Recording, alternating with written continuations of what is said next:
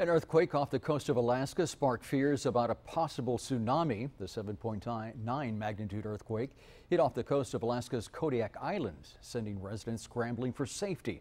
The watches were canceled after waves failed to show up in coastal Alaska communities. A Valley man says he was woken up this morning by a text from his brother in Alaska. It said he was seeking safety after an earthquake shook up the area where he lives. Channel 5's Cecilia Gutierrez spoke to both men about this morning's events. According to the U.S. Geological Survey, a 7.9 magnitude earthquake shook the coast of Alaska, having its effects felt inland and down the coast. Thomas Deckard says his granddaughter's voice is usually his alarm clock. This morning was a little different. Deckard says his brother's phone call from Anchorage, Alaska woke him. My younger brother, Russell, was telling us that they had an earthquake. Not just any earthquake. This morning's shake was a 7.9 wake-up call. From there, it was a storm of text messages flooding their family's group chat to find out what the status of his younger brother was. My sister was asking him how bad and was everything okay. The first messages I got, he was talking how a friend of his, which is one of the drivers that he has in his company, had got knocked out of bed. The danger wasn't over yet. Alaska was now in a tsunami warning.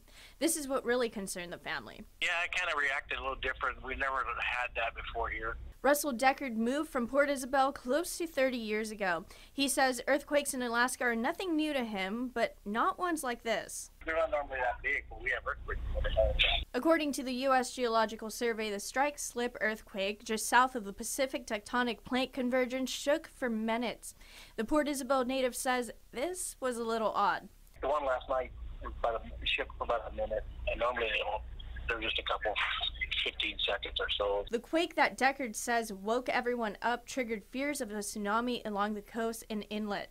After a similar earthquake of more magnitude caused a tsunami spreading destruction in Alaska in 1964. Most of them are inland, so when they're inland, they don't worry about the tsunamis, because this one was out in the Gulf of Alaska. The fear was so strong, Deckard says his friends in Kodak had to move quickly. They evacuated everybody to the higher grounds. We haven't had a strong one like that in a while, so all our iPhones and everything activated, and that was kind of different. Both brothers say they're just glad no one was hurt and the tsunami warning was called off. They know things could have been a lot worse. Russell Deckard says he had no damage to his property or trucks in the 7.9 earthquake. He says they're on the lookout for a possible aftershock. In the studio, Cecilia Gutierrez, Channel 5 News at 6. Now, experts at the U.S. Geological Survey say the state sits where the Pacific tectonic plate converges in the Ring of Fire. You knew that, right? And because of that, earthquakes in Alaska are not uncommon. On average, the state will see small earthquakes daily, usually of a very low magnitude. Earthquakes also don't shake for a very long time. Usually a quake will be felt for a couple of seconds, but in the case of this one this morning, it shook, as you heard, for at least a full minute.